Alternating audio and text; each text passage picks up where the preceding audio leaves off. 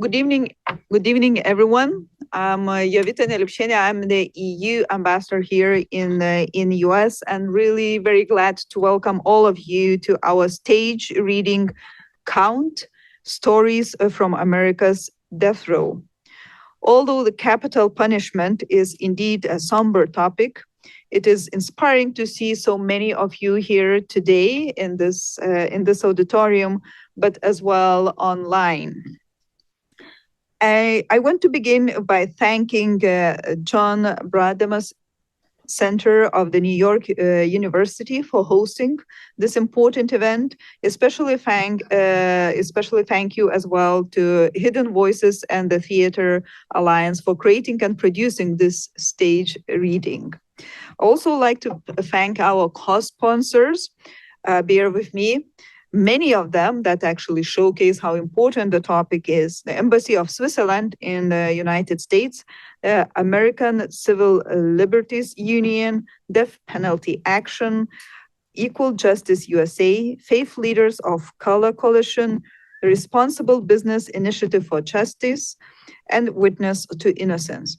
Your partnership in both sponsoring this tonight's event and in working together towards an end of death penalty in the US is very much appreciated. Please check all these organizations at the lobby and check on the work they're doing. This Friday, October 10th, we will mark 22nd occasion of World Day Against the Death Penalty. I hope that there will be a time where we no longer need a dedicated day to encourage governments around the world to abolish capital punishment. Instead, I look forward to a time when we can say that the death penalty is gone everywhere. Sadly, I fear we are far away from this day, as several countries continue to employ this archaic and degrading punishment. In 2023, Amnesty International reported 1,153 executions occurred in just 16 countries, with China, Iran, Saudi Arabia, Somalia, and United States carrying out most of those executions. The European Union is a leader in advancing abolition of the death penalty. All 27 member states have abolished capital punishment, and we have included abolition of the death penalty into requirements of the EU membership. So that means that any country who wants to become a member of the EU has to have their abolition of death penalty in their legal books.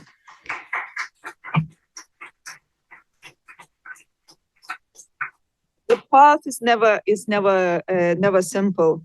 EU member states has a really very different experience with ending the death penalty. Even though abolition has not always been initially very popular idea or easy to decide, it has always been the right thing to do. We know from European experience that death penalty does not deter crime. It is widely expensive, traumatize victims' families of those on death row, and correction officials. Continuous cycle of violence and degrades human life. To promote the end of the death penalty, we carry out various initiatives. First and foremost, we do not allow European pharmaceuticals to be exported for execution as part of our efforts in the Alliance for Torture-Free Trade. We have heard from anti-death penalty advocates that EU ban on execution drugs has helped to slow down or even completely stop executions in some of the states here in the United States.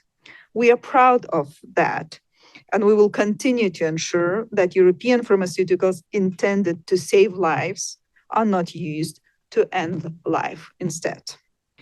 We also intervene on individual death penalty cases where our support can be of assistance, conduct annual outreach to the states that maintain capital punishment, speak to students, young people, young voters about issues, and definitely financially support anti-death penalty civil organizations around the world. Moreover, we raised those concerns not as well with the officials at the official level. For example, European Union Special Representative for Human Rights, Olaf Skog, relayed our opposition for the death penalty to both Department of Justice and Department of State during his last visit in June, when we have annual EU-US human rights consultations. We will continue to hold a frank discussion and dialogue on capital punishment with our interlocutors in the US. Let me underline that EU is really very proud to support this event tonight.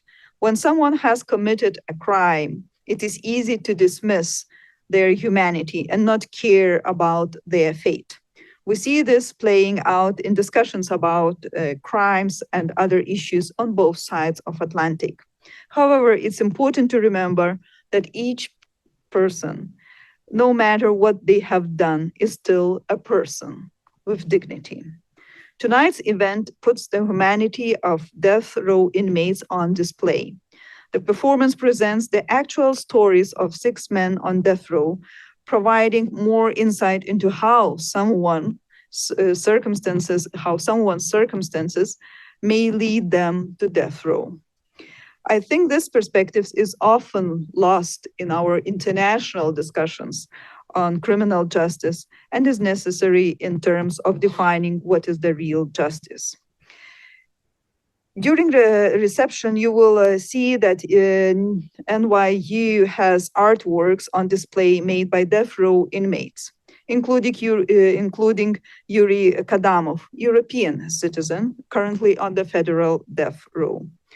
As an anti-death penalty leader, Brian Stevenson says, "People are more than the worst thing they have done."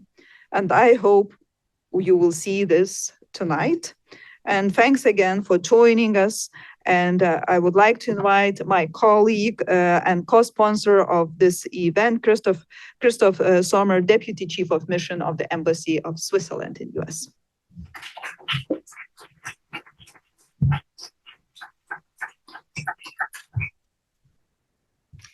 Thank you very much, Ambassador Neliupšienė.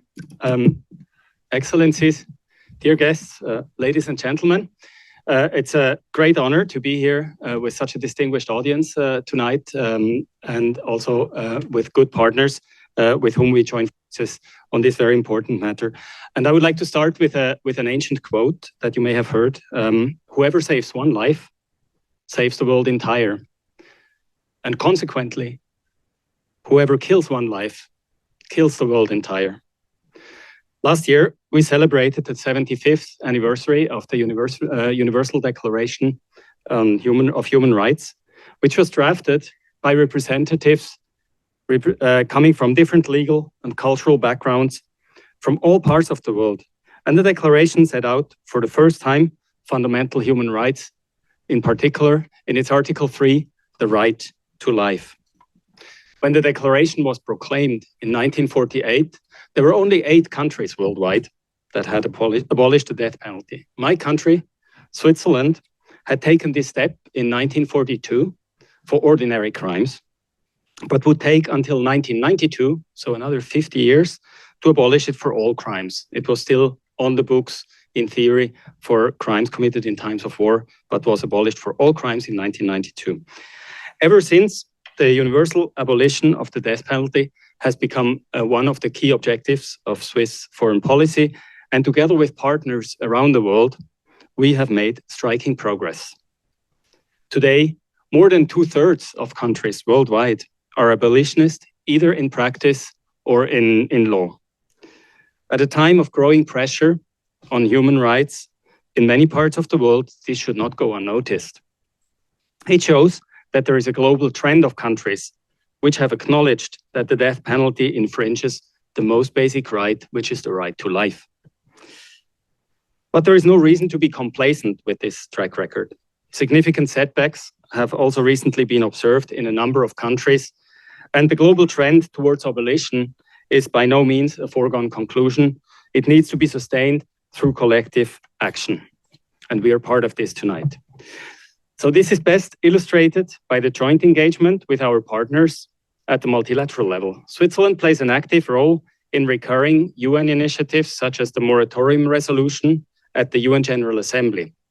Every 2 years, we also present a resolution against the death penalty at the UN Human Rights Council in Geneva. Our position is crystal clear.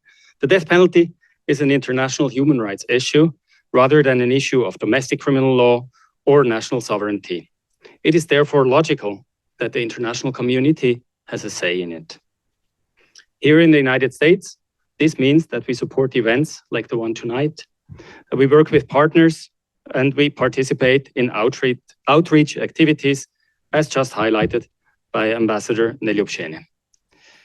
The United States have a long-standing reputation for their vibrant civil society. I'm convinced that it is the tireless work of thousands of US-based human rights advocates, backed by the efforts of the international community, that will eventually succeed in abolishing the death penalty, also in this country, and they deserve our praise.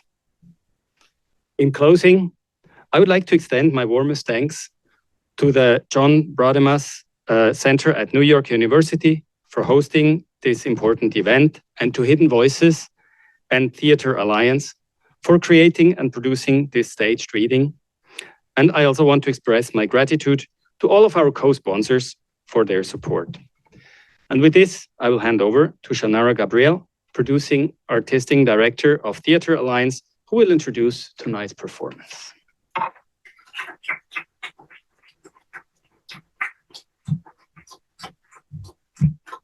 Good evening. Thank you, ambassadors. Thank you to the European Union and to NYU DC. I'm the producing artistic director of Theater Alliance. We are based here in Washington, DC, and we do socially conscious, thought-provoking work that hopes to ignite the whole community in dialogue. That's why we're here tonight. I'm really honored to be collaborating tonight with two other great organizations, Hidden Voices, who helped to create this play, along with the voices of men living on death row, and Lori Pitts, who is the artistic director of Voices Unbarred, an organization that centers the voices of incarcerated individuals and is based here in DC and works to advocate for change. The stories that you'll hear tonight are presented by an amazing group of artists who both have lived experience with incarceration as well as professional actors. The stories that you hear are entirely true. The characters are fictional. They're compilations of stories from many, many voices that help us to sort of understand the tapestry of these stories. You might be asking why theater tonight, right? We're here to make change. We're here to talk about policy because we know that theater changes hearts and minds and allows us a platform to have conversations that may be a little bit beyond the scope of what we can do in a really direct manner. So we hope that you will lean in tonight and engage with this material in that way. We're so grateful that you're here. And now, count Stories from America's Death Row.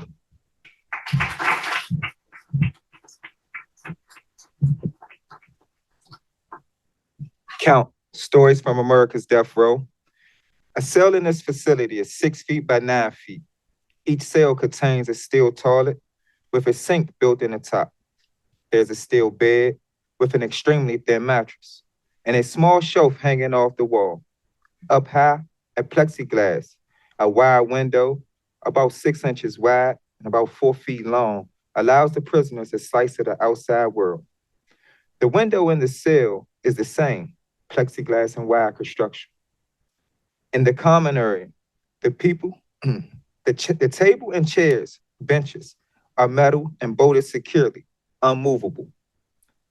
The prison is illuminated by harsh fluorescent lights from 11 p.m. to 5 a.m.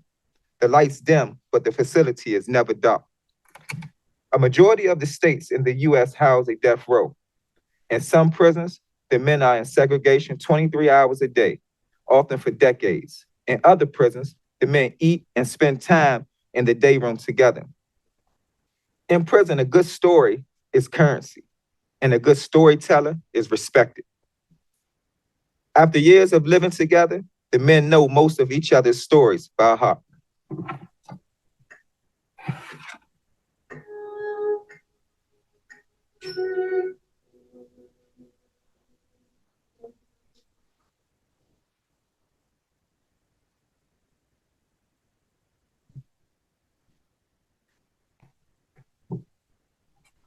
should I say of today?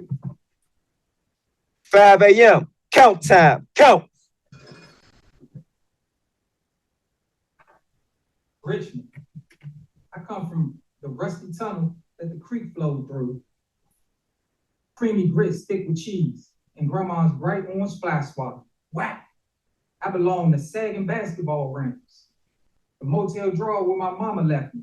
Stop crying before I give you something to cry about. And black people are lazy. One thing I know, the decisions you make today going to determine your tomorrow. And I am a stone, solid, grounded, but I am covered by dirt. Richmond steps into his jumpsuit. Brownsville. I come from my grandpop's Clippers, New York pizza, and Pine Sol's limited fresh scent. I belong to dreadlocks and grills, my mom's heavy hands. You're gonna be just like your father, and black men die young. One thing I know, words carry life, and I am a chess game, complicated, strategic, and not for the faint of heart. Brownsville steps into his jumpsuit. Maine. I come from wicked good lemon cake, my father's wide leather belt, and a web of set family secrets. I belong to the sharps and all the pines, railroad tracks to nowhere, and only the paranoid survive, son. The only thing I know, success requires perseverance, dedication, and a will to win. I am my number 2 pencil. Worn, cracked, but I'm still able to write. Maine steps into jumpsuit. White House. I come from the slow-flowing river, croakers fried in the wash pot, and the thick smoke of a wooden stove. I belong to busted-out windows, hip-hop, and country. What damn color are you anyhow? And the only good engine is a dead one. One thing, what you put out comes back. I'm a tree, struck by lightning, but still alive. White House steps into his jumpsuit. Long Beach. I come from cliffs over Sunset Beach. Downy fabric softener and warm quiche. The rain. I belong to long distance running, suffocating sheets. Stay in the closet. And all black people are ignorant. One thing I know, love is the greatest power on earth. And I am my prayer beads, worn, used, and tested. Long Beach steps into jumpsuit. Kansas City. I come from the playground littered with crack pipes and bullet shells, credit at the corner store, and spicy tamales. I belong to my baby sister's mocha skin, seeing the colors and shadows. ¿Quieres una pela pa' que esa mierda se pare? And go back to Mexico where you belong. One thing I know, everybody wants heaven, but nobody want to die. And I'm a blank sheet of paper with infinite potential for the future. Chow time. Breakfast. Chow. Starving, dude, no. Starving is when you're 3 years old and haven't had breakfast and you're at a drawing painting, meaning unopened bills, tugging your mom's arm, begging, oh, please, please wake up, I'm starving. And she says, well, guess I'm on my own. Cereal, check. Spoon, check.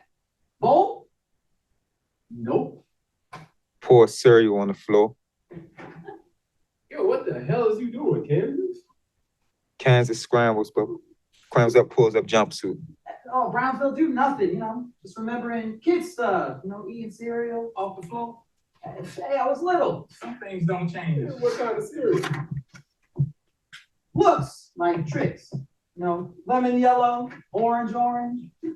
Tricks is $5, bro. Yeah, dude, it was knockoff tricks called pranks.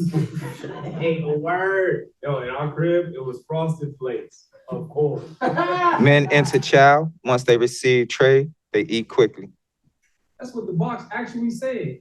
Frosted Flakes. Then this tiny of corn. Shoot, I knew something wasn't right about that. I had the animal on the box. Like a kangaroo or I think it was a hippo up there. I know it was white. I know that. ghetto cereal. I love me some Fruit Hoops. How about you, man? What kind of cereal Yankees eat? Oatmeal. It was friggin' cold. Seriously? I thought oatmeal was hot. No, Maine is cold. Dude, get your long johns then. What are you the place? No, I'm not cold. But listen.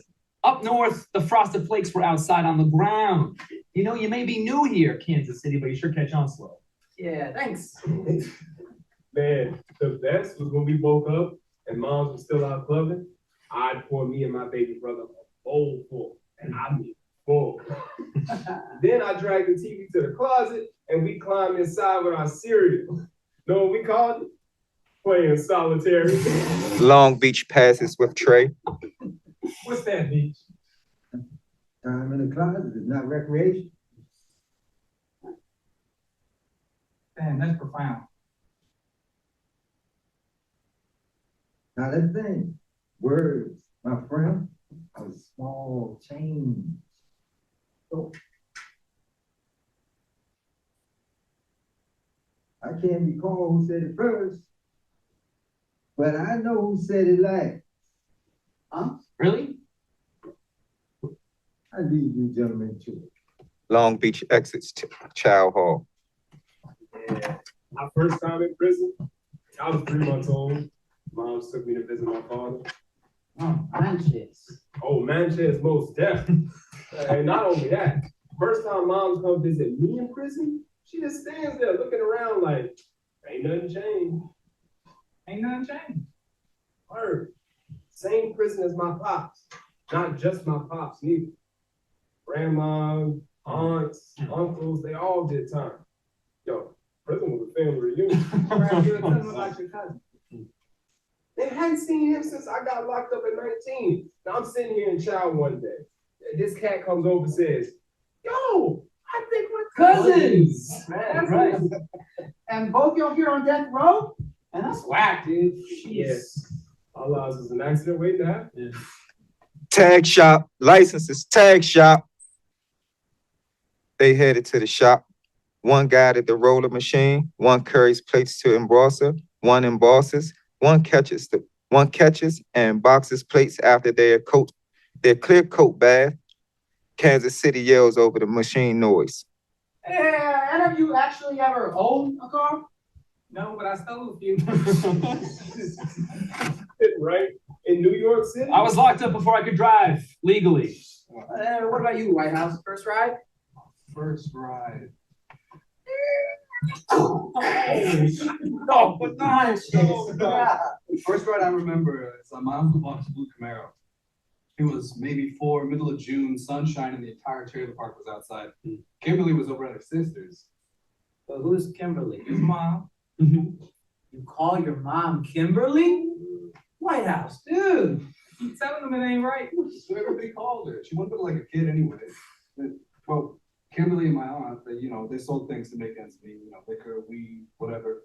My Uncle Buck was at work, which meant my auntie's friend Charles might be over. I like Charles. He'd like lift you up over his head and be like, Oh man, be blind.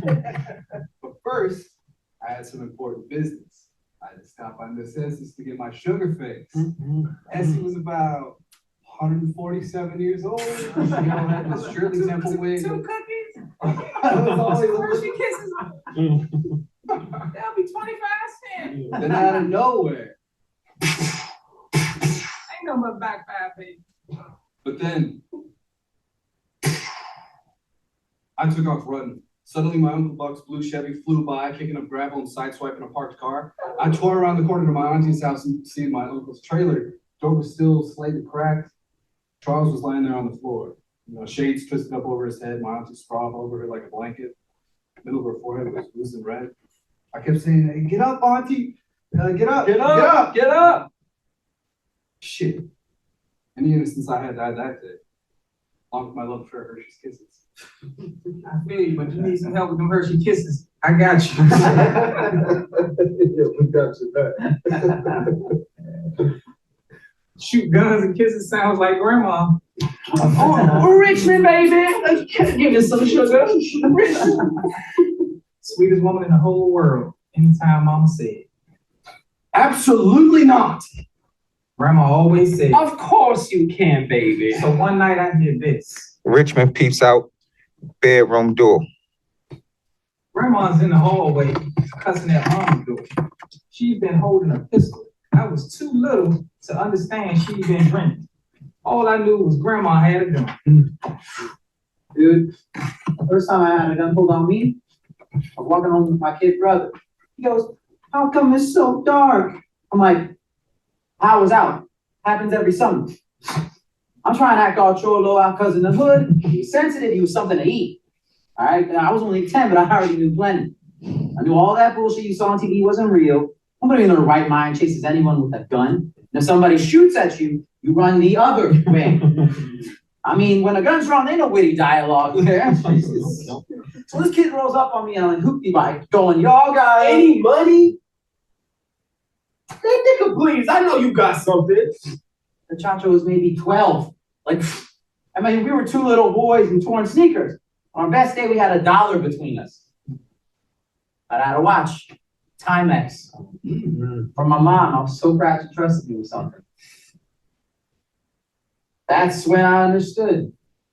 It could be taken for any reason, or no reason whatsoever. My life didn't matter.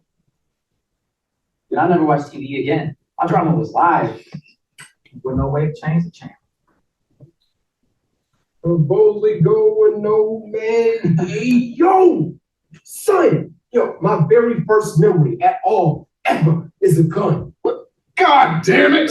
I'm sitting in my grandma's apartment, playing with my Starship Enterprise. She's arguing with her boyfriend, Bob. And then suddenly he hauls back it. Grandma's reaches in her bathrobe pocket. Bob grabs her hand, they start tussling, and then there's this loud, "God damn it, Daisy, you shot my foot!" What'd she do? Shoot through the pocket? Yo, my 6-year-old cousin comes running in, and Grandma gives her the gun. Woo. Here, hide this in the basement. And take the baby with you. Dude, hood life is basically boot camp for prison. But childhood is boot camp for prison. What? Life is what, men? War, sir, war! Right, and my job is make us men, sir! Right, and am I doing this out of love for you boys? No, Dad, no! Right, always assume they are trying to kill you. Who's it gonna be, them or you? Them, Dad, them! Yeah, if you ain't lived it, you got no idea what it's like always being on edge. When random violence is the soundtrack of your life. Kneel, son, kneel! Now, choke yourself! And the enemy is everybody. Dude, it's a perfect storm. If you like crazy. Medication, cop. Money meds. Medication. Brownsville plays chess. Kansas City stretch. White House unravel socks. Depression, PTSD. Anxiety, PTSD. Bipolar disorder, PTSD. Bad shit crazy.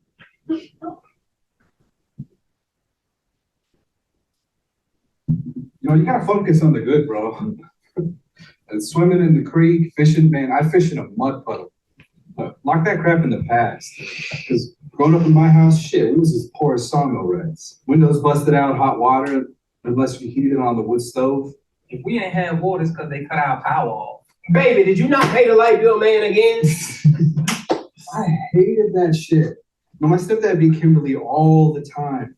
One night, me and my baby brother, he was probably only like a month old. My stepdad was like knocking Kimberly around. He told her to get the hell out and take the kids with her. It's 1 a.m. Where are we gonna go? Plus it was raining. So we huddled under like this big oak tree out back. Kimberly was trying to cover the baby with her jacket. As soon as it was daylight.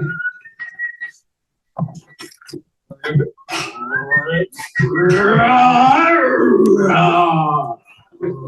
the hell was that? I don't know, a bear? It's the country, not a damn zoo. Finish the story. I ain't never heard this. I never told it. I swear, unraveling these socks is messing with my head. Kimberly gives us the baby while she goes back inside to see if my stepdad's passed out yet. I try to keep the baby warm, but by supper time, he's sick. A few minutes later, he died. Ah, guilt. The gift that keeps on giving. Man, that's depressing. We may be guilty of the good we failed to do, my friend, but not of the good we failed while doing. Who said that? Voltaire, more or less. Meaning you can't always protect the people you love. You know what's really messed up? No one ever talked about it. Like, ever.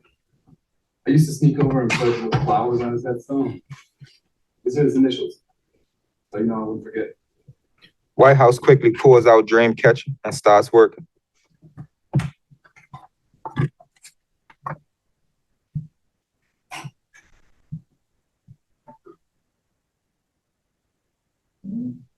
What a father is capable of. You got something to share, LB? Indeed, I do. Not. I trust you're perfectly capable of discussing me in my absence. I should ponder my New Year's resolution. I'll ponder nothing. I already got mine. Oh, dope. What is it? Make no resolution. One day at a time, bro. The past is the past. Yeah, I feel you, man. Past is Abuelito, man. What's Olito? Fucked, dude. Totally fucked. Oh, yeah. I love me some Espanol cuss words. Pinito, Coelho. Hey, just be careful where you say those. Yeah, you're likely to piss off some beaner. Beaner? Really? Yeah, fuck Espanol. Give me plain old English. Fuck, the most versatile word in a human language. Man, you don't even speak English. You speak like Manglish. What? Because you mangle your mother tongue. Fathers are some hard bastards, bro. First of all, I do not say fathers is some hard bastards. I say father is some hard bastards. What? In mi casa, they want my father with the heavy hands. It was my mom. But I ain't never cried when she beat me. Too proud. And now shoot. I can't even watch Extreme Home Makeover without turning up. It's embarrassing. That's why Richmond stands in the back when the soaps are on. TYTR. Nah, man. General Hospital. Nah, bold and beautiful. I called the police on my father once. Damn. I am surprised you're still alive. Well, we were standing in the garage. Well, he was.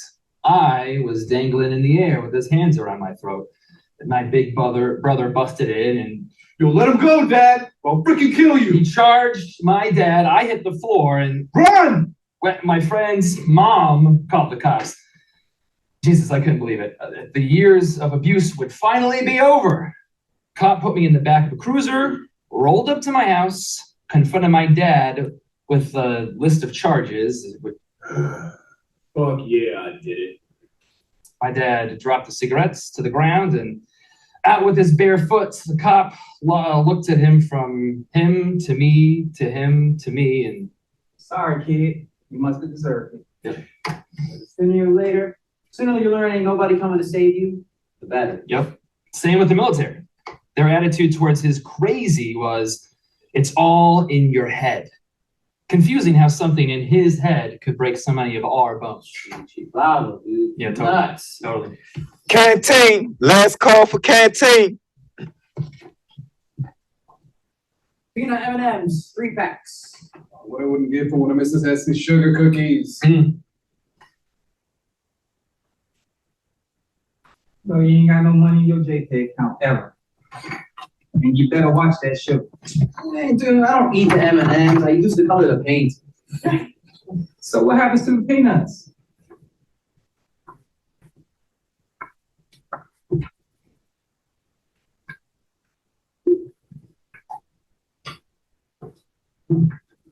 You do know that it's disgusting, right?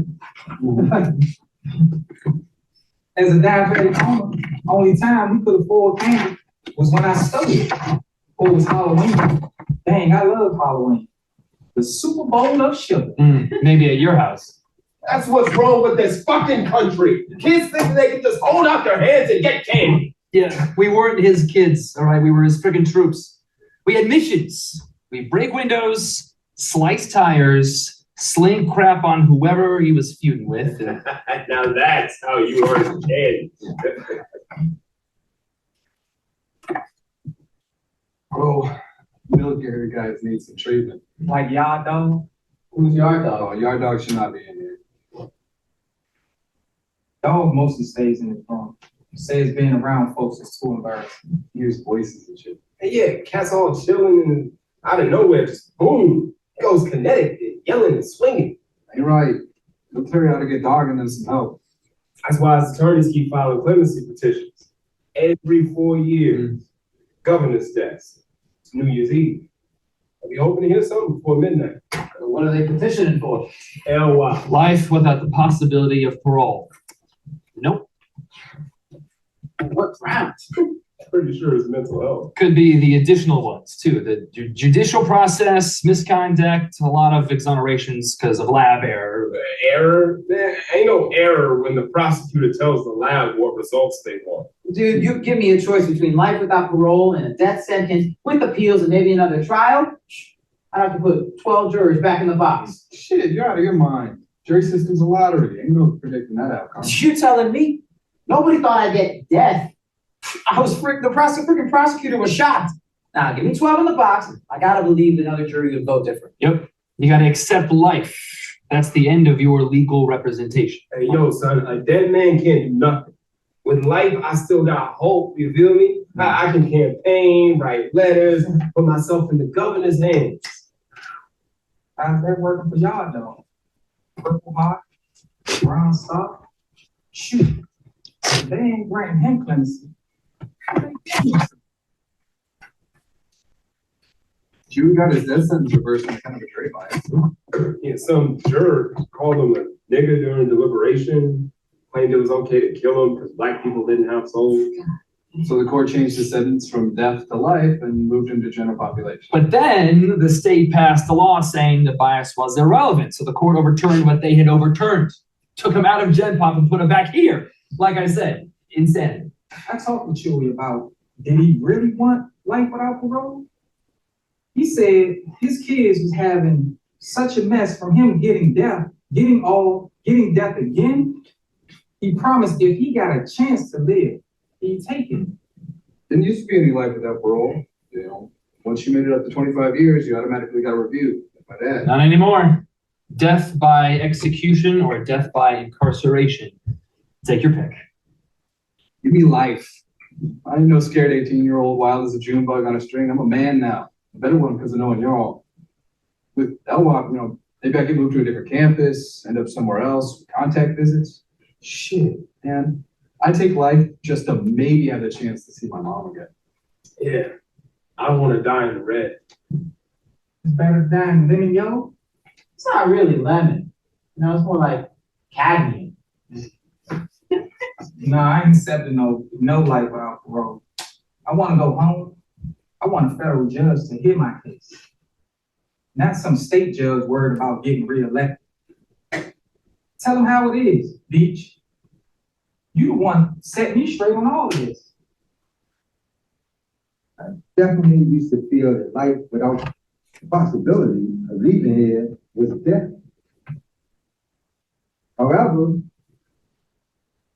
I've been here since before you were born. I will be fighting to return to a world I barely know. What you talking about? I ain't never heard you say nothing like this. What about life without liberty? Is a body without a spirit? You know that Muslim dudes. Ah, yes. Khalil Gibran. Let's just say the ability to quote a noble person doesn't necessarily make you one. When I was sent to death watch, the philosopher became very personal. I prepared my final goodbye to my mother. Being spared at the last minute didn't mean I wasn't changed. In any case, I think we can safely assume I'm not going anywhere. Shoot, you ever make that decision, you better ask us first. Them low lives in General Pop ain't gonna appreciate you how we do. You the one brothers come to when we get down. You the one they ask for help. Help them read and write their letters.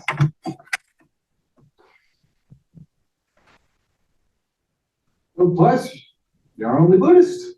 You strict person. Yeah. Man, this whack, dude. But the chance to never leave this place is something to celebrate. Yeah, it's that far away. Just do you want the gun or the knife?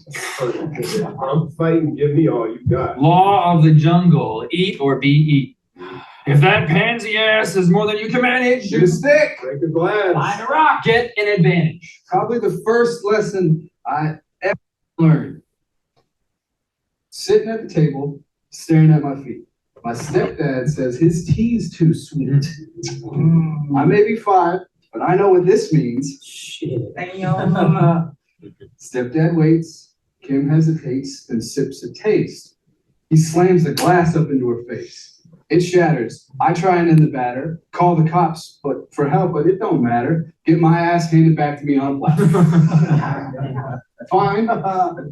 I turn a lesson into a blessing. No more messing with police. Ain't no finding inner peace until that step asshole's deceased. Yeah, no. And now I got a mission. Comes at night, listen to his bitching. I see the light, I'm struck by a vision. Grab a knife and chase his ass out the kitchen. That's all fine, except I'm 9. He's got a mean streak like a rain-swollen creek. Dude knocks me into next week. I'm talking time travel, face down in gravel, out for the count, but Kim's so proud. Her little boy's fighting like a man, but she brags to the whole crowd. Drags me to my feet, kisses me on my cheek, still red from his fist, but it feels so sweet. Doesn't last long. Kim gets played like a country song. Her body is a crime scene with no charge. Until it's time. He's boiling water to throw at her head, but I ain't 9, so instead, I grab his wrist and twist. I'm 15 years of attitude, and you some skinny crackhead dude who couldn't hit the floor if he fell off the bed. You threatened my mom, pop his jaw. Oh, broke as the 10 commandments. No more drama. You touched my mama, you're dead. And I wore that respect like a badge of honor. I feel y'all had a name too. Yeah, you did. Still do. Love. Y'all hilarious. Hey, how'd you get that? I always thought it was on account of having a big head. What turns out, when I was born, my dad kept kissing me on it. When mama asked him, how come you wouldn't stop kissing me? He said, because this here's my little lump of sugar. He got locked up when I was 1 and never made it out. I feel you. My stepdad died right in front of me when I was 8. Alcoholic consumption, convulsions, and he was the one who called me Romeo, pretty boy. You know, very, very cholo, you know? Oh yeah, pretty boy, bring it on. Shame it wasn't something really badass, like, oh, I don't know, catfish. Oh, don't be messing with that name. That's one of the greatest days of my life. All right, couldn't have been more than 9. My grandpa and I was out fishing, you know, and I get this bite, nearly yanks the pole out of my hand. And I'm wrestling it, and, you know, that sucker ain't no way it's coming in. Fish or cut bait, boy. Which actually isn't something you ever actually heard applied to fishing. So I just tucked the pole to my chest and I started walking the other way. I drug that thing out of the river like I was a damn tow truck. And believe me, that was a pissed off. Reach down and grab that sucker right behind me. Is he out of his mind? I ain't touching that thing. So I just started stomping. Bro, stop laughing. After that, I'll ever come to his cafe. Yo, dude, that's totally my grandma. Yo, she'll fish 5, 6 poles at a time. Nobody catches nada, and she's pulling them like all laundry up the line. This one time, the whole family was out fishing, and my mom, you know, Mama, don't get so close to that water. grandma can't swim, of course, but she also can't help showing off. Mama, you too close to the bank. And then Mama! I turn, and there's Grandma, flat in the air, feet pedaling and arms waving. Hey, mama, fell in the water. Stop laughing at my mama. Look, my uncles drag Grandma upright. The water's only to her knees, but I'm not looking at her knees because chingado, Grandma's lost her wig. I can see it bobbing down the river like some dead animal. I almost drowned for real. That's how I was knocking so hard. Hey, how about you, Beach? You straight? Walk towards the cell. I know you can hear us. Ain't no privacy here. Long Beach steps out with his headphones on. An economy of words is the natural result of profound thought. With Howlett or possibly Garrison. Come on, crack it open, LB. Fine. I was the baby of the family. So they called me June, brother. And then that turned out to be Duke. Boogaloo. And that is exactly why you're not getting any more honey from this one. You're a good man, you bugaboo. Oh, good night, John. Long Beach enters cell. Hey, how about you, man? I don't think I ever had a nickname. Just son. As in, what the fuck were you thinking, son? For real? Dude, I got Romeo, KCMO, Clueless, I wonder why. you know, OJ, Misery. Oh, my OJ. Yeah, misery. Well, OJ, you know, because everybody said I beat the rap. Being so young and the other dude having a gun. And Misery, because I'm from Kansas City, Misery. Look, all right, so look, what rhymes with Yankee?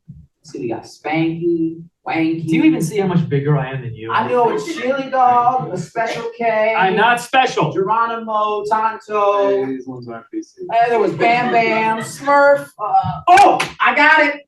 SpongeBob. I'm not lowering myself to respond. You can't force it. No. Yard, wreck. Men enter yard. Long Beach does a walking meditation. And now for a show of force like no other. The Death Row Cornhole Tournament! Oh, poor country boys kicking your ass! Man, I ain't never even heard of cornhole before this place. It was all football. You're lucky for us. Every year the YMCA had to take a poor kid to a game day. Oh, Cowboys. Go Giants! Go Giants! Giants versus the Dallas Cowboys. I was stoked. Sporting my brand new used goose down coat, orange. Only problem was my mom's insisted on buying our clothes big so they lasted.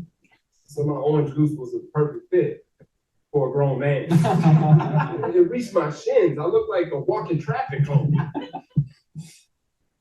Suddenly, this white woman starts shouting, "He stole my purse! He stole my purse!" Out of nowhere, these white cops appear, push one of the older kids into the men's room, slam us to our knees.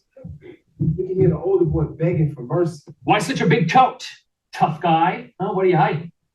Cops keep patting Brownsville sleeves and pockets. I'm too terrified to answer. Not talking, huh? He jerks my hands behind my back, cuffs me.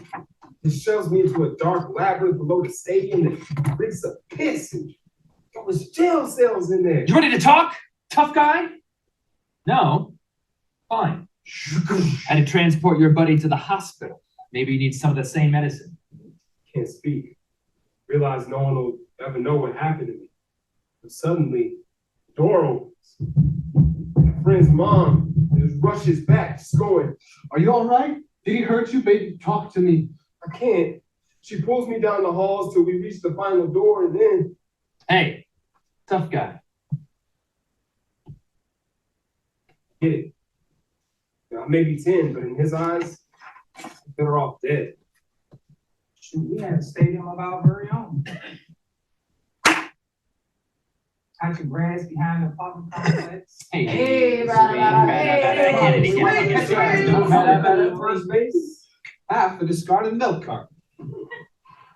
Second base. An old potato chip bag. Third base. Bald patch where the grass wouldn't grow. And home plate.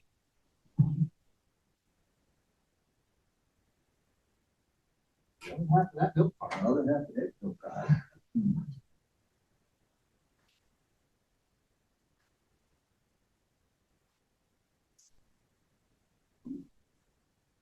Four on four with a broken broom and a green tennis ball. It was a perfect summer afternoon, except I was pitching and we was losing. Go badass. Hey, Come on, man. Swing! When I knew we'd come back as soon as I got up to bat. I was about to fire the next pitch when two figures appeared at the edge of the field. Grown-ups. One guy was wearing a wool hat in summer. Had a shotgun slung over his shoulder. Player watched the men cross.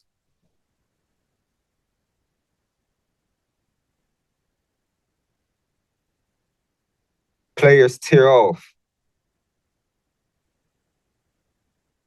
Players freeze and shoot runs back across their field.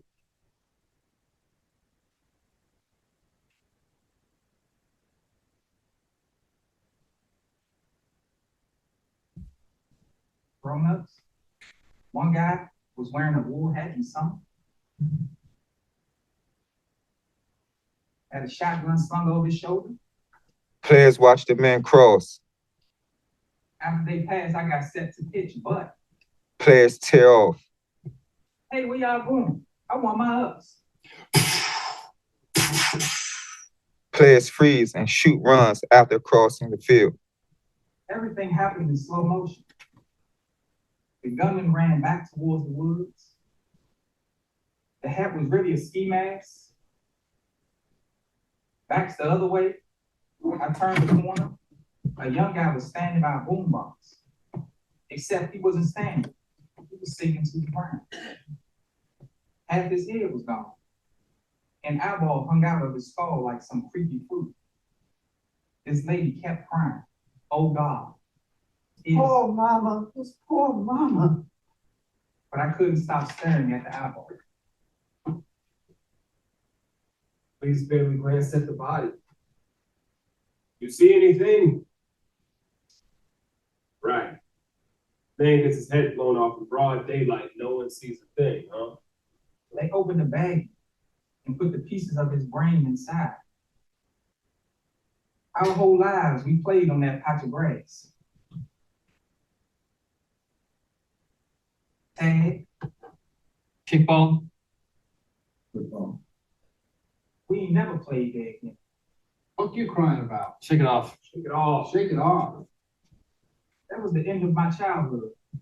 That was my rite of passage.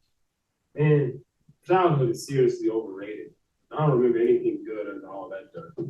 Janitors, prepare the day room. Janitors. Maine walks towards the janitor's closet, followed by Kansas City. The rest head towards the day room. The broom closet. It stays locked till they call us. Used to be open all day. You could get hot water for coffee, make ramen, clean your room. And how come it's locked? Fellow inside locked the door and hung his neck. By the time they got the door unlocked, it was too late. That's from Iraq's point of view, anyway.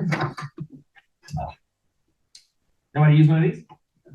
Maine tosses the broom. Dude, I am mad excellent at cleaning.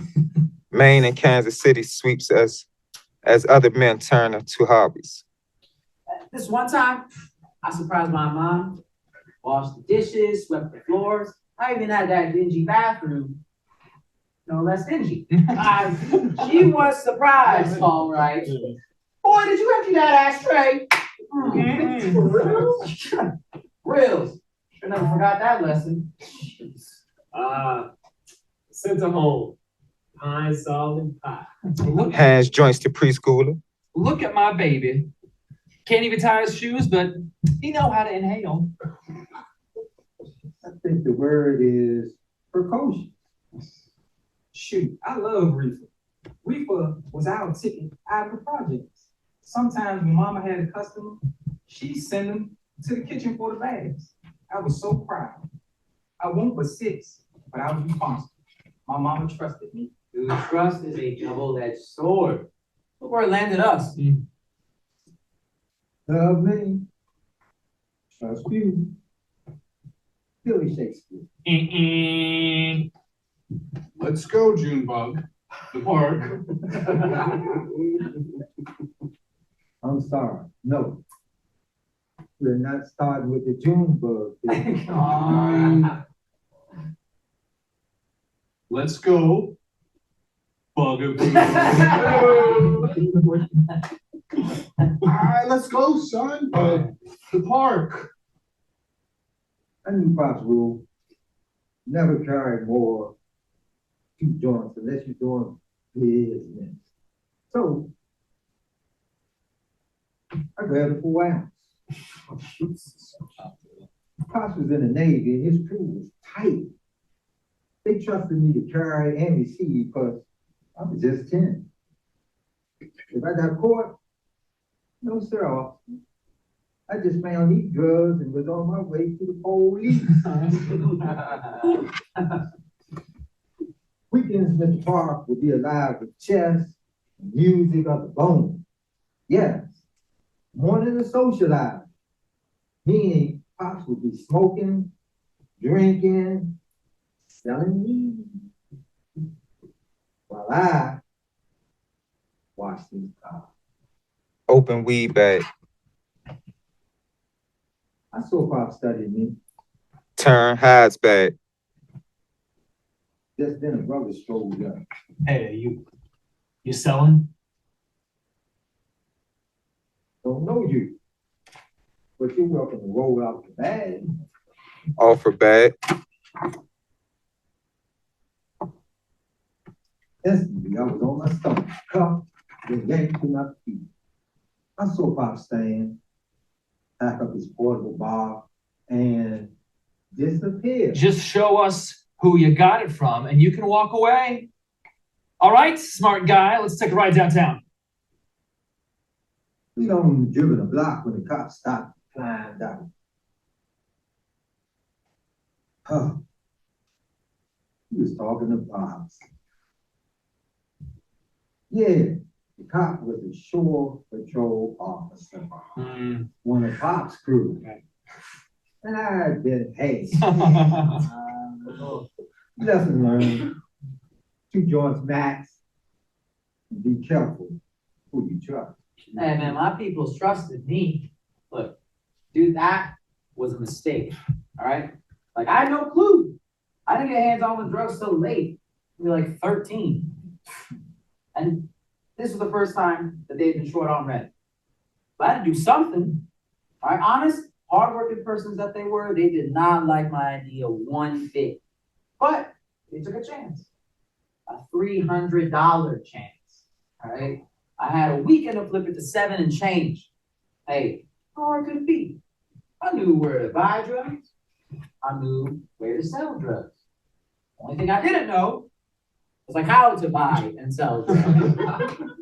I rolled out of bed Saturday and didn't stop till Monday morning. I crawled back home so exhausted I couldn't move. Handed them the crumpled paper sack. Sorry. $40 short. Sure, it being 30 minutes to leave. Our people said it wasn't my fault, but all I could see was that padlock, dude. And my mistakes from the weekend. Believe me, those mistakes I ain't never made again. Knowledge is power.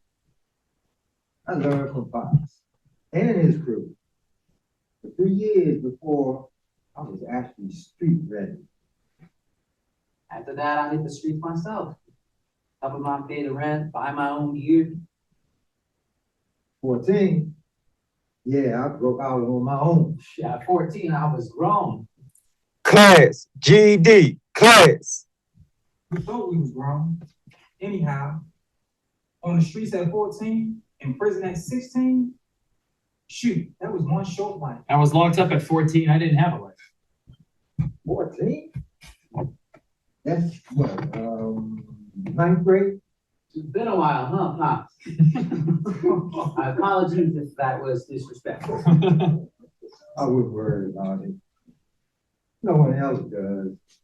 Ah, Beach. You know everyone in here looks up to you. Dude, you listen to NPR. You get a swole head.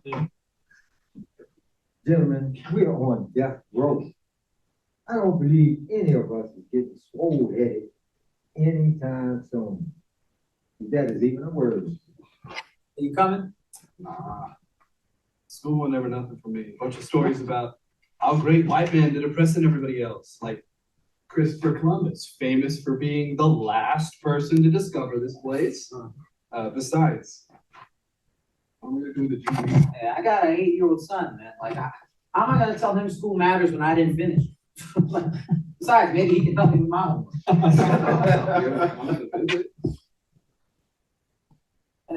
Whatever, dude, man. I never minded school. I made it through 9th grade. Well, almost. Hey, you graduate? Nah, ain't nobody here packing a diploma. I mean, I could, good grades, perfect attendance, but I got expelled. Carrying a knife. Please, man, I lived in the projects. What kind of fool doesn't carry protection? Whatever, I got my education at the chessboard. 1, white moves first. 2, the poorest and smallest of the pawns you sacrifice. Poorest and the black. True that. How many times are you suspended, D? For 4? Wish you.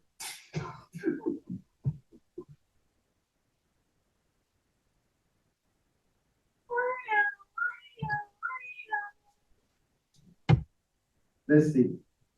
Everyone was in 8th grade, suspension number 3. You confess to pulling the file on? The principal threatened to cancel my field day if someone didn't confess. I felt it was my duty. What, was he just born this way? I'm certain everyone here has done a few good deeds in their life. Just because the chicken's got wings don't mean it can fly. So, guess I saved an old guy from drowning one. In the thesaurus of good deeds, saving a life probably counts. Dude, I kept a guy from killing 2 guys once. My point, exactly. Anyway, enough about me. Oh, come on, finish the story. I'm good. Like the man said, never use 2 words where none will do. Thomas. Thomas, No, the principal stayed in the cloud. what have you done to your hair? It's called cornrows. You look like a girl. Dream on. I was the only dude in the 8th grade with a mustache. Suspended. Then there was. Beach, why are you wearing a blouse? It's a dashiki. You look like a girl. Suspended. Or a dashiki? Sir, let's not forget the graduation dance. The DJ was playing. Oh,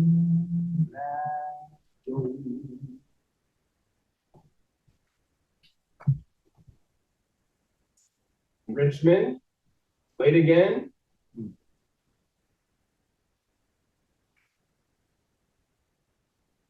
The school ain't had no virtual sensitivity. Richmond, are you late again? Vice principal, Do you realize that every tardy counts toward an absence? she must be tripping. I never made it on time once. This school been going on a month. That means even if you make straight A's the rest of the year, you still won't pass. Come on, ain't nobody in my family passed 9th grade. But I gotta get my little sister breakfast at Bojangles. Bojangles is not an excuse. I couldn't tell her we was getting breakfast out of the Bojangles dumpster. So I told Mama, forget school.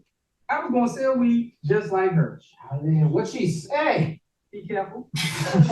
Dad, special lunches. Dad, Long Beach stands. You vegetarians miss out. It's mystery meat today. I believe you demonstrate truly alarming prospect.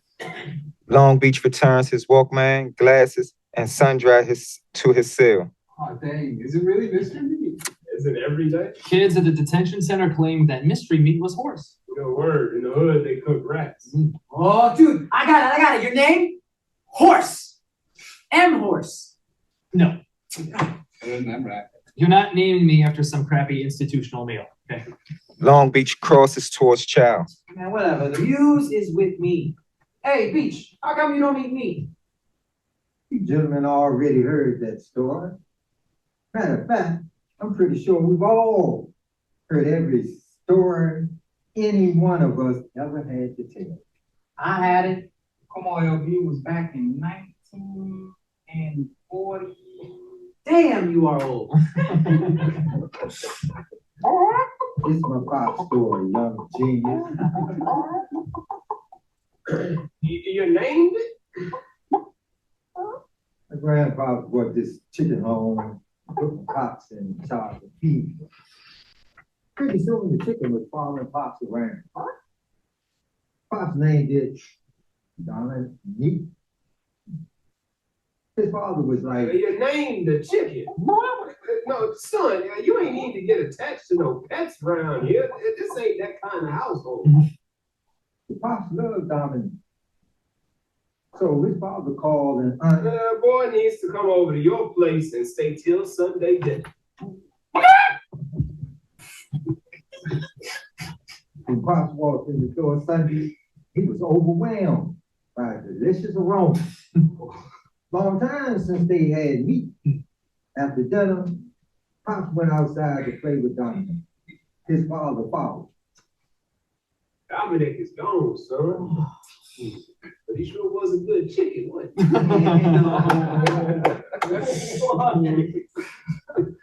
What I would give for some grandma's fried chicken, sweet potato pie. Cornbread and collard sandwich. Lemon cake, coconut cream pie. Taco Bell. You Just saying. Taco Bell. Dude, that was fine dining. Hey, wait, is it really mystery meat today? I think the point of the story is that sometimes the meat isn't such a mystery. Sometimes the mystery isn't who, but when. Isn't that true, gentlemen? Dude, that's harsh. Shoot, what up with you today? You feeling all right? Now that I'm his child, I feel like a little shoot. Puts on headphones. Child, regular child. Men stain. You won't believe who's working KP. I saw him in the kitchen yesterday. It's Cowboy. Do what? Dang. If I was in General Pop, that's the job I want.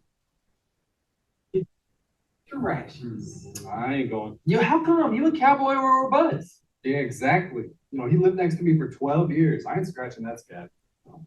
Send it back. Just bring it back all the hurt. Yeah, brother's on point. Somebody leaves, they're dead to me. It's bittersweet, bro.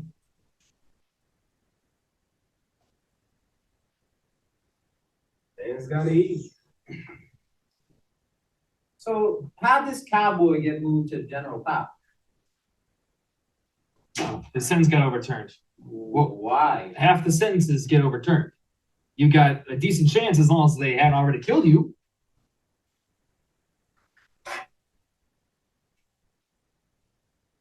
Cowboy wanted life without parole, fine.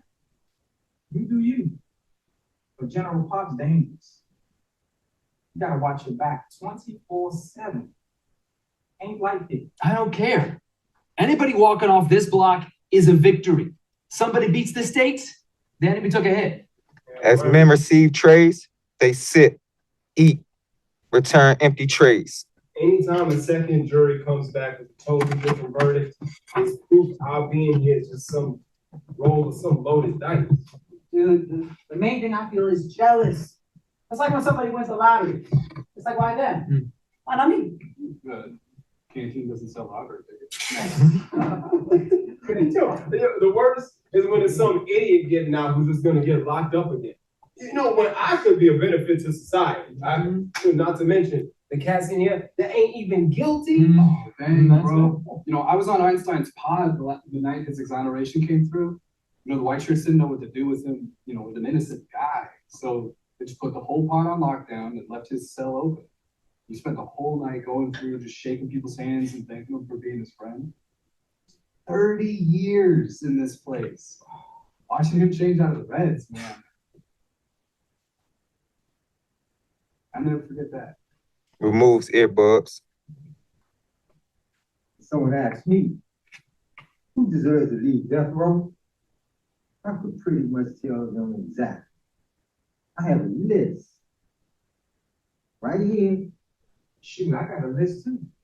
A list of one. Me. Sometimes I'm on the list and sometimes not. And that right there is how guys come to respect me. Because it's fucking insane. Before listening to you gentlemen, which I obviously cannot avoid even with headphones, I assume we thought similarity. When someone's leaving, I consider their character. Can they survive outside in the world that doesn't want them? If they're being moved to Gen Pop, I wonder if they'll actually be better off. Well, you better make up your mind about that like yesterday. Long Beach reaches empty tray. Why don't I take that I tray? just mean it's kind of late for you to be changing your mind. I mean, I got it. Long Beach reaches again, stirring hard. You don't. It being, New Year's Eve and all. What you talking about? Change your mind about what? Just nothing. I agreed to let my attorney file a clemency petition. Did what? When? 3 weeks ago. I didn't tell anyone because the petition isn't going anywhere, which means neither am I. But you told someone. Which I now regret. Sorry. I couldn't sleep and misery was here. Being next door was the only company. So you weren't going to tell us. Dang, man, we ain't the people you closest to? Exactly. Why rock the boat? For no reason. You rocked the boat because we in it together and it's the only lifeboat we have. Dude, that makes no sense. Shoot, it's New Year's Eve. You gonna hear something before midnight. I sincerely doubt there will even be a response. Yo, Beach, you get the chance, you jump at it, you feel it? Gentlemen, there is no chance. Governors are disinclined to grant mercy to former heroin addicts. Yeah, but you're bound to have mitigating factors. Yeah, like you never talked about your crime. Would be no petition otherwise. There are things a man fears to tell even himself. Impossible. We all have reason not to speak about our crime. Mine just happens to be that I have no memory of it. Count time. All inmates prepared for count. Count. 234-897. 979-602. 153-617. 272-549. 273-690. 018-548. When is count clear? Back at the detention center, there's this kid who never remembered his number. I don't care if he was like on meds or if he was just like a retard, but it got to be funny. You wait for him to screw up the count. we were in 23-hour segregation. Maybe he just wanted a chance to see other kids or something. What's your number, idiot? 12? Your goddamn number is 11, fucktard. Count again. You think that's funny? How about instead of chow, you write, I am a sick man 1,000 times. See how funny that is? Now count. I am a sick man. 1. Friggin' guards. The stars that belong on the backside of these bars. Word. They called him psycho. Wearing geeky glasses, sitting on his ass crying, missing 2 toes, shotgun blow. just before he got arrested. Now his foot's infected, bandage oozing, CO's choosing not to listen. Pain getting worse, begging for a nurse, tired of his bitching. Everyone disperse! A psycho refuses with a curse. At first, it's just another high rise, till you see the razor wire, gun towers, cold showers, 23 hours, kids as young as 12 locked up inside this hell. Windows barred, waiting for a trial, stealing cars, shoplifting, arson, in denial, suicidal, 14th floor. And what you waiting for? Numb from the meds, I shake my head. Does it matter? I'm uneasy. What if it was me, about to lose a foot or sick? With some disease, I press the intercom. Man needs attention. It's like I set off a bomb. Get to your cell. They yell, God's resting joint. But I just point to psycho's toes. They must not know. Check the bank. Trying to take advantage, boy? He flips me on my back, whips out his belt off his slacks, grins, jams it in my chin and pants. I hate you punks. Killing. You think it's fun? Wait till we're done. I don't resist. Ain't my plan to make a stand. I insist. CO yanks my head, slams my cheek against concrete, jacks me up, jams me almost off my feet. What? These are police, men of honor? I'm distraught. Don't bother with the thought. Shove them back. Ain't trying to be no bother. Just help a brother. They slam me to the floor. We'll kill your goddamn ass in here, boy. Time for some fun. His baton punches in my back. 1, 2, 3 ribs crack. 4, no black. Chokehold, can't breathe. Full body contact. Neck's about to snap. Fingers rape my eyeballs. Maul my nose. Try to rip it free. Slams against the wall. Legs jammed in irons. Pain firing, vision dims. Police protect. But no, they operate unchecked. I'm unnerved. Ain't no protection from those who want to stay. They kick me awake. Feeling better, son? Stomp. Wipe the blood off your face. Stomp. File a complaint. You'll see why we have restraints. We'll string you like a fish. Found you swinging just like this. I'm terrified. Then I see the light. Bare bowl, wire on the inside of the cage, a ray of hope, smash the glass and cut my throat. 17. 18 Doing time. Not yet convicted. of a crime. I am a sick man. 3. 4 hours. How long it took the jury to decide my fate? Court is now in session. My mom sat behind me. The victim's family behind the prosecutor. My grandmoms and mother. I couldn't even look at them. My heart was so heavy with guilt. Judge fanned out his robe like some superhero cape. The jury, having found the defendant guilty of murder in the first degree, sentenced him to death. My mom screamed. Will the jurors please stand and affirm this verdict? The jurors seesawed up and down, and then everything paused. A Black woman stayed seated. Was there hope? As she looked at me, and this sob erupted. Yes.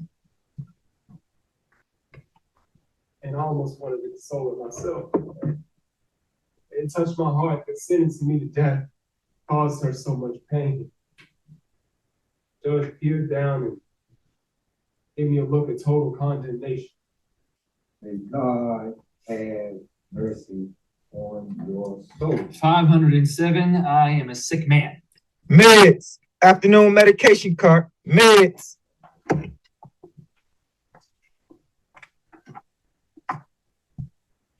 Bipolar disorder, anxiety, PTSD. Dissociative disorders, PTSD. How about my people have the highest rate of poverty, the shortest lifespans, didn't get fucking citizenship in their own country until 80 years ago. Kind of big for that. Jesus, you know the craziest thing about being 17 and in jail? Never mind, it was all crazy. Johnny was always making animal noises and dancing. D-Rod was always cussing and wrestling with his bed. Mitchell thought the air vents were listening devices. Actually, I do know the craziest thing. This wasn't even the psych ward. After a year in solitary as a teen, it was a miracle I wasn't Corona too. My one connection to sanity was the phone calls to my brother. Then I learned what would happen when I turned 18.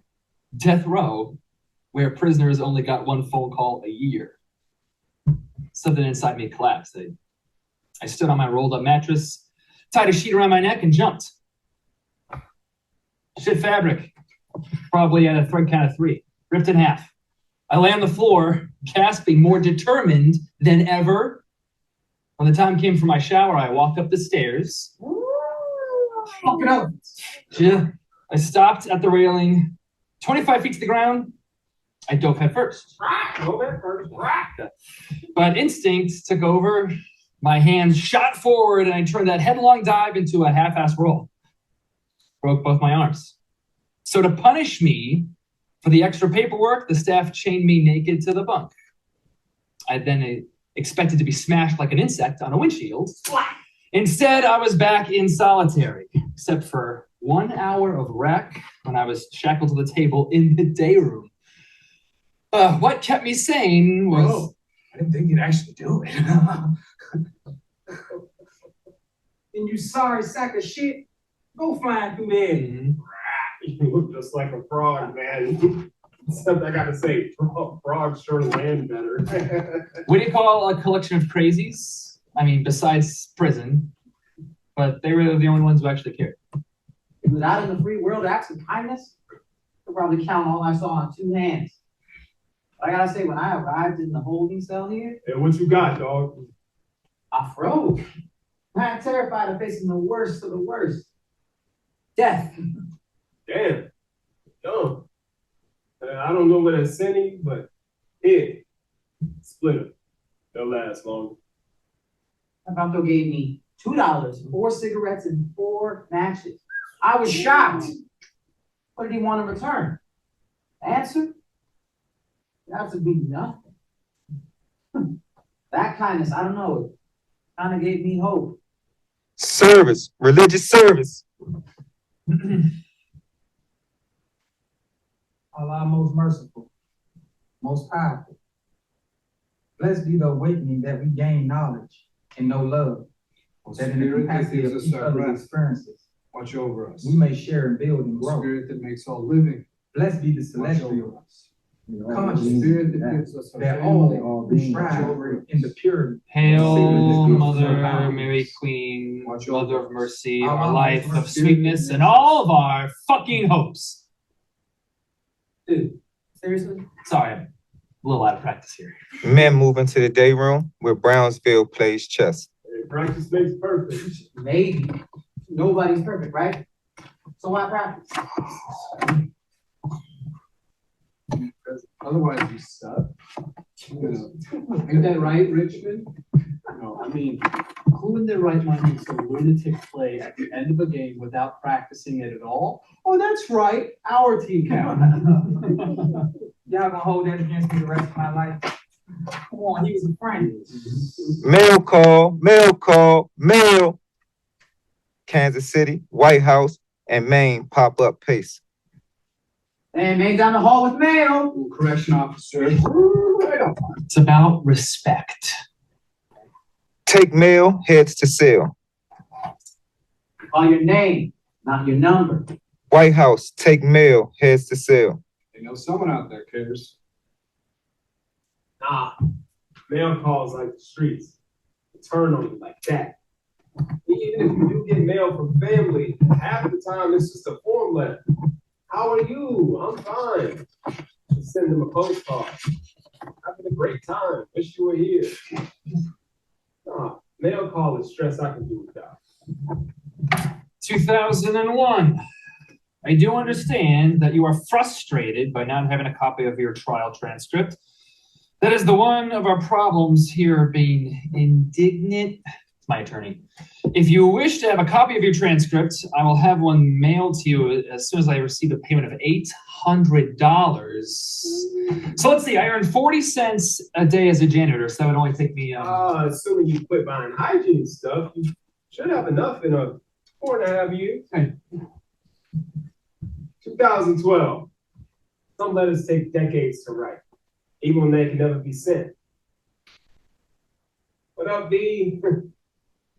I didn't know. Not until that detective testified. I sat there stone-faced. But inside, man, I was in agony. Murder is wrong, but to kill someone who's innocent, that's a tragedy. Trust isn't cheap. So when you claim twice in 1 week you lost packages to undercover cops and you're not even arrested, nah, son, we both knew the penalty was death. You got no idea how much I didn't want to do it. Pulling my gun was the worst decision I ever made. But you gotta know, that anguish has made me a better man. I do everything I can to set a positive example in this dark hole of an existence. 2016. Hey, Catfish. Son, this is sure the strangest letter I've ever wrote. I mean, you were a baby when I got locked up. But you coming to visit me every month with Mima and Peepaw, well, meant the world to me. Shit, eating junk food, taking pictures, getting to hug my dad. I didn't ever want to leave. Son, I was always proud of you, making good grades, playing football. I understood why you stopped coming to see me and why you took off when you got caught with that beef selling weed at school. You'd seen me in here. You were scared. No shit. Looking down the barrel of a cop's gun, knowing that he was going to shoot, I was terrified. So, we're both in prison for killing a cop. Except, you got the death sentence at 17 and I got life. Makes no sense. But hugging you got me through a lot of tough times, so I want you to hear it first. After 29 years, I'm getting out. Getting out? Out? Dang, Dad! Now be careful out there in the free world, yeah. And don't forget about me, okay? Because I miss those hugs too. Visitation, weekly visitation. Men don't move. My mom might come next summer. For real? Maybe. She said she was coming last year, but you know how that goes. My grandma might come. You serious? You mean Grandma shot Bob Brown? Yeah, that's the one. Damn, I nearly got a contact visit with my mom. Oh, man. Yeah. When I tore my shoulder, I was in the prison van, staring at the cars on the road. When I realized the woman driving next to us is my mama. I started yelling at the window. Mama, mama, look up. It's me. But of course, she can't hear me. Craziest thing seeing her. When I broke my foot last summer, it was the first time out in 17 years. Christ, so much green, so much space. I couldn't stop laughing. How is it possible to forget what the world looks like? Man, how is it possible to remember? The world is just so freaking beautiful. It hurts. My mother came to visit at Thanksgiving. He had a cane. I don't know why I was so shocked. It's just in here, time, it seems like a lot. But it had been 5 years. I hadn't seen her since I was on death watch. You know, on death watch, they give you soup. I must say, I look rather natty. Gray with thin charcoal strips, white shirt, short sleeves so they can get the needles in. But the sleeves don't show. I was glad she would see me this final time in something besides a jumpsuit. And we would finally get a contact with. I waited 28 years for that hug. Needless to say, I'm still waiting. The sister may not have killed me, but living through those days leading up to my execution nearly killed her. Last Thanksgiving was the first time she could face coming back. I was holding out for a new trial. But when I told my parole, I was just trying to let her know about the attorneys that wanted to petition for life, even through the scratched up glass. I could see her hand was shaking. I realized I had to think about her. She has lived with such guilt, such enormous guilt. That's when I knew if they offered me a chance for life without parole, I'd take it. It's for her.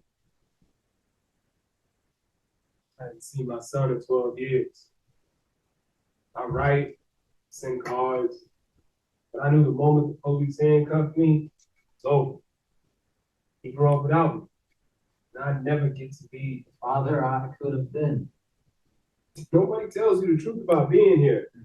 They try and scare you, but I was raised up hard. I can take care of myself. Old folks always saying, you better change your ways. And I'm like, yeah, I'm gonna change. I ain't drinking no more Thunderbird, as that bird always got me. And now I'm only drinking beer. I had no clue what changed. The first time I got arrested, this man on the parole board said, You're serving life sentence and you don't even know it. man, 2 months later, I was back in prison. But I didn't understand what he was saying. I mean, it's a great line. You're serving a life sentence and you don't even know it. But I'm like, elaborate. All I hear is you disrespected me. You don't forget prophesizing about my future. Tell me what you mean. Break it You down. can't be rehabilitated if you've never been rehabilitated in the first place. Because no one tells you about the utter monotony. The abject misery. The daily slog. What it's like to be forgotten on the inside of cement penitentiary. Adding insult to a life of injury. How it feels to never pet a dog. Catch a leaf. Still saying beneath your bare feet. No one mentions how you got 10 minutes to eat. Interrupted sleep. 3 a.m. counts. Or they keep quiet what it's like to wash your clothes in the same pot you piss in. To stare at shadows on concrete walls because no one's coming to visit. Hour after hour. Day after day. Year after year, the unbearable boredom. How it feels to be ignored. And the indignity of being caged and fed, treated like an animal instead. Of a man. Because no one admits how trapped you feel. How many of you pass without you saying farewell? How much you gonna miss your family? How much you gonna miss? I miss the sound of your first cries, first touch of infant skin, the light reflected in your newborn eyes, cradling you in the palm of my hands. I miss the chance to change your diaper, your first teeter-tottering steps, chance to be the one to wipe you, and whose fault is that? I missed your first lost tooth, the first lie you told. I missed my chance to tell you the truth of my love for you. I missed it all. The worst is when you suddenly remember. Something you have to say. But there's only one phone call a year. So In December. You send a letter. Count the days. 1, 2, 3. 4 weeks to disaster. Because even if they write, and answer, the questions are long gone. So you gather what you can until the next letter comes. I gathered every crumb you tossed inside the scribbles that your grandma sent. Like there was clues my boy dropped to help me find where he had went. From blobs with eyes to stick people with smiles. The love letters with, in your sticky print, love you, daddy. And he's all cockeyed. Backward, like what I never meant to do. Walk out of my baby's life for good. no antidepressants can erase your thoughts. So regret's all you got. No one says how your mistakes will break your mama's heart. Decisions wreck your kids' lives. My father went to prison before I was born. Did he ever imagine singing me a lullaby? Or saying how it hurt to be gone so long? Or gone for good. The claim a picture is worth 1,000 words. It's a damn lie, a blasphemy. The hum of your breath, those tiny pearls, your whimpering cry, that's reality. The salt in your tears, the spice in your laugh, not some damn paper photograph. I ain't hugged my mom in 20 years. But when she come, I get all nice. Brush my teeth, comb my hair. Like that's how I appear. It's some big reunion. Why? That ain't how I look. That ain't how I feel. Get real. Truth is, you're divided. By ancient plexiglass and wire. Years of scratched graffiti. And the grief and pity of 1,000 longing hands. Understand, you need to hear the raw. This is a vicious, miserable existence. It hurts being here. I am distressed. I ain't okay. It's torture to be dead and alive to know it. I'd give my life for just one touch of my son's face. My mother's hand, My grandma's heart. This is one hell of a place. Face to face. hand to hand. Heart to heart. Misery and trauma. Just ain't natural for a son to have never hugged his father.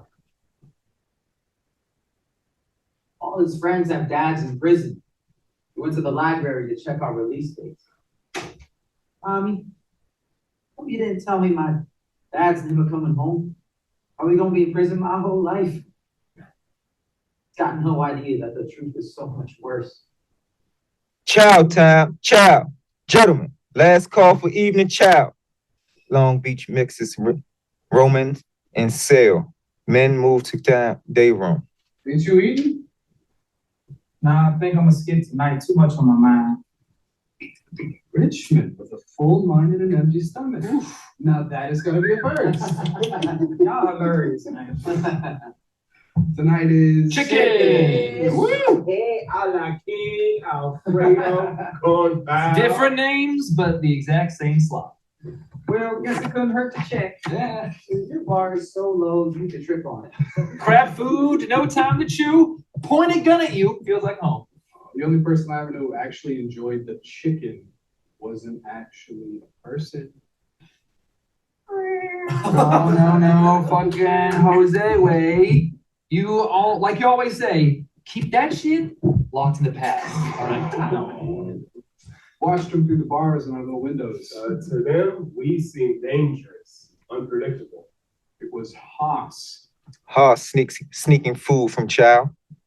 Just gonna wrap this up. An OG on the first floor who finally wore one down. Come on, baby. Got some nice eggs for you today. Slide them through the window. Hey, kitty, kitty. Come on, Sweetie. Nah, I can't call her sugar. I got diabetes. So we called her Sweetie. Yo, eventually Sweetie Mo let him scratch behind her ears, and then one day She gave inside. Hey, kitty, kitty. Haas lifts cat. Maine, bro, check out the cat. Nope, no chance. Haas never let it down. Got you some chicken stuff. The only thing she wouldn't eat. Hey, kitty. Got you a special mystery meat patty. Did she eat it? Yeah, but look like she burned it. Sweet and low, that's what Haas is on. Haas strokes cat. And then something happened. You gotta stop eating the treats, Haas. We must getting fat. Uh-oh. Maine, get your ass in here. No. I had a cat. God knows what my father did with her after I ran away. I'm not getting attached to anything ever again. Man, you gotta see this. No thanks. No thanks.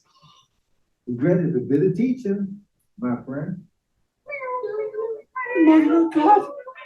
Kittens! Cutest little fuzzballs you don't ever see. Oh, fuck, please. Main nuzzles kitten jerks. So, okay, so I Main helped trust kitten arms left. So I helped with the baths.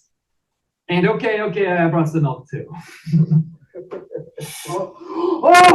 Orale, that's it. I got your name. Catman. Catman. Hey, they do. Oh, wait, no. I got one. It's even better. Superman. Yeah, it's like Superman, but so. For Christ's sake, no. Man, hey, down the hall. Oh, the guards knew about the kitten. So one of the guards, she was like, Y'all know I ain't coming down here this hall with those cats in there. but we all knew as much as we love Sweet and Low, she didn't belong to us. That was the worst day. Don't even go there. It's freaking dramatic. Maintenance workers installed plexiglass over our windows. I'm sorry, baby. Paws can't feed you no more. That window's gone. Go on. Time to move along. Find you another home. You stay here, you die. Meds. Medication cup. Evening meds. PTSD. PTSD. PTSD. White House finishes dream catcher. Dude, how do you finish that so fast? Oh, personal excellence. Plus, it's not the same one. Like, you can go at the same time. Hey, yo, you think you could make one for my son? Yeah, no problem. I figure it's gonna take a lot for him to forgive me. It's gonna take his time.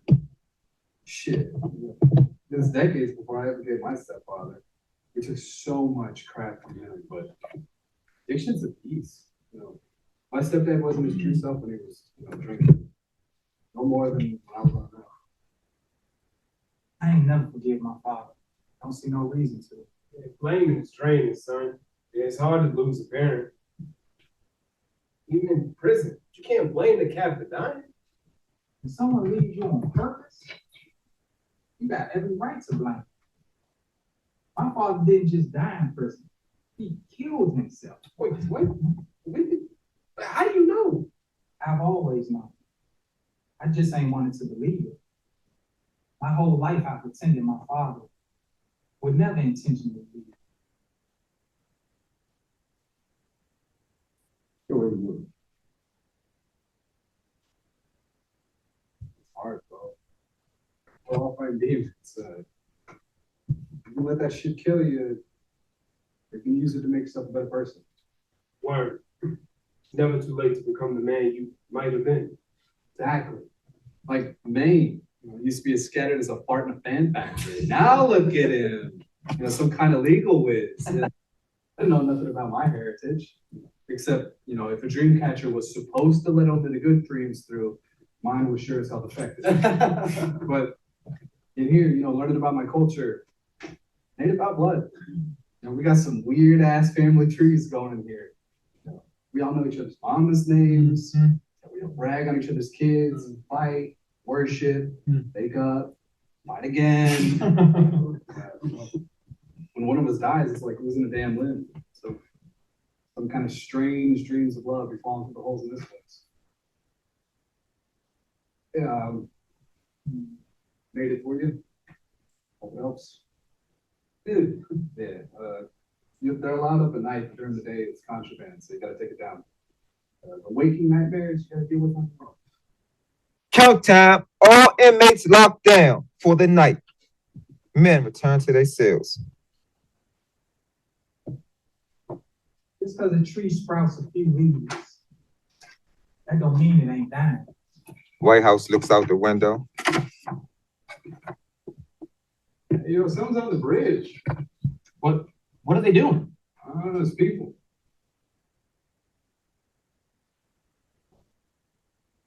Yo, what? I don't know why he's jumping up and down or something. What? Southerners. They got a banker. Whoa. Yo, check it out. I think I actually see like a snowflake. On the banner?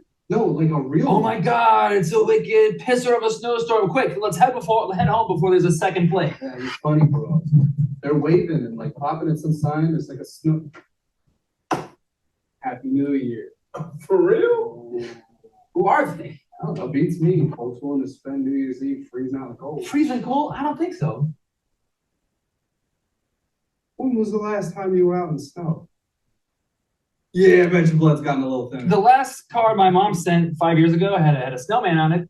She said it reminded me of her. The Christmas carnival when you were 3, and there was this huge snowman, and you ran over and gave him a big hug. And then she wrote, And listen to the quiet of the snow falling in your mind, the beauty of the night. Imagine the fields and pine trees. Oh, how beautiful. Merry Christmas, my son. My son, I'm sorry. I should have told you all about the petition. Honestly, I didn't even read it. Didn't read any of the support letters those kind people even wrote. It brings up too much shame. The attorneys must have told you what the grounds are. I've made my peace with being here. So long as I can be of service, somehow, I'm good. Dude! That's it! Snow! The white dude on Whale Snowman right there! Snowman? Better Cracker Jack, that's what I was gonna suggest. Christ. Fine. Frosty the Snowman.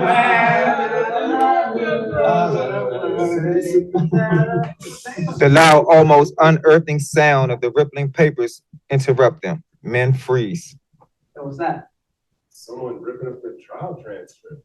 It's over. You know, it didn't used to affect me. Word. But that sound. Yeah, it's done. I hadn't been through a, 33. 35. But who's counting? Man, Dave's got his date. He was the first guy I met in here. Big time, man. Young blood. Yo, bro was huge. I was scared than the cat in the dog pound, but Bass just wanted to be friends. Said it was destined. Bass and catfish. Shouldn't have killed that cop, son. Especially a white one. Bass didn't judge no one. He stabbed his son's mother while, he was crazy on crack. He was eating up the threat. Guards called him the model prisoner. Just want to get back some of what I took from the world. 10 years and not one disciplinary. But you knew in the end. Didn't matter. They gave me a date. 30 days. We just stood there, looking at our feet. It was the longest month. Attention, everyone. Listen up. This isn't your first rodeo and it likely won't be your last. You need time out and a holding cage. Let the sergeant know. We saw the death squad coming. Putting up an empty handcart, talking all soft to Bass while he packed up his property. Last thing Bass handed. My dictionary. I want my kids to have it. I'm good. It's time. He was all ready to cause trouble. Don't. You just make it hard on yourself. I don't want that on my conscience. Time for dabs, hugs, and last words. I wanted to say something meaningful. There weren't no words. So I just said, bro, you'll be missed. I turned away so he couldn't see the tears. The biggest struggle with an execution night is not making it about yourself. How sad you are. How painful. How frightened. It's not about you. Until it is. We never knew when it would happen. My mother would work a night shift. My father might come home with a crazy mood. My siblings tried to protect me, but he searched every corner until he uncovered my hiding place under a pile of clothes in the closet. Inside the toy box, he gently picked me up, carried me to the bathroom, and filled the tub with hot water. all the while speaking softly of things I never understood. About my mother, I think how maybe I never understood about he wrapped my face in a towel and slowly dumped my head into the tub until I had sucked in enough water to piss and soil myself ass out. I realize now that my father wasn't trying to kill me. I was just a little kid. If he wanted to kill me, he could have. It wasn't attempted murder. It was torture. Sometimes it seems like I've spent my whole life trying to keep someone from killing me. And in the end, there's not a fucking thing you can do about it. Shit, bro. They ain't never gonna be able to kill all the wounded people.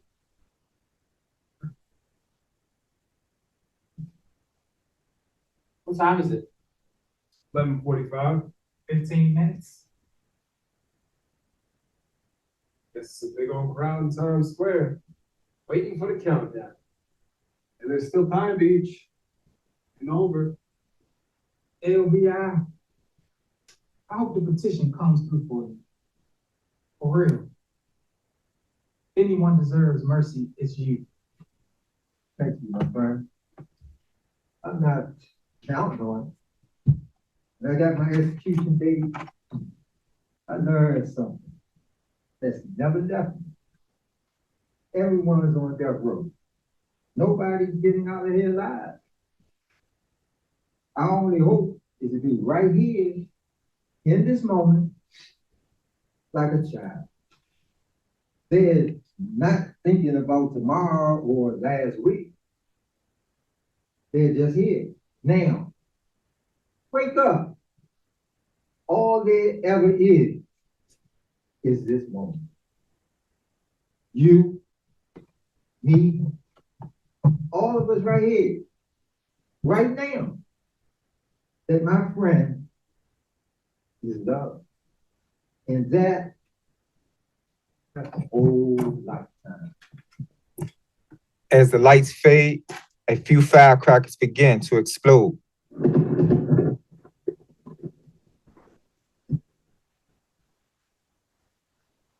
Blackout.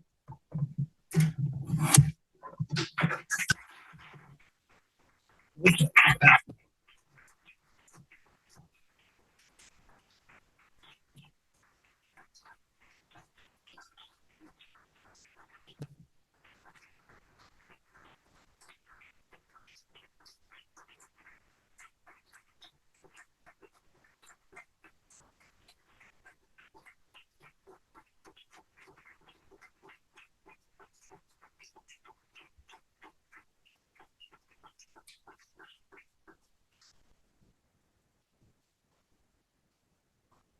you so much for coming.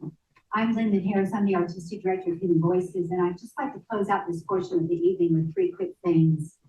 First, if you want to hear more stories from men living on death row, check out the book Right Here, Right Now, Life Stories from America's Death Row, Duke University Press, Right Here, Right Now. Second, and this is super sweet, one of the men who shared his stories and also served as stage manager for the original similar production of this that was done on death row. He actually grew up here in DC, and today is his birthday. So I wanted to just say happy birthday, Paul. And yeah. And lastly, there's a gorgeous reception upstairs that we'd love for you to join in and meet some of the actors and the sponsors. There's really important work being done to question our relationship with justice, restoration, and the death penalty. So I invite you to connect with some of the sponsors and the actors who are leading this important work. And to consider, I thought we'd send you out with 2 kind of important questions. One is, what sticks with you from these stories? What's staying with you? And also maybe, what questions are you left with? So we invite you to join out, create a little community, and enjoy the amazing refreshments. Thanks so much.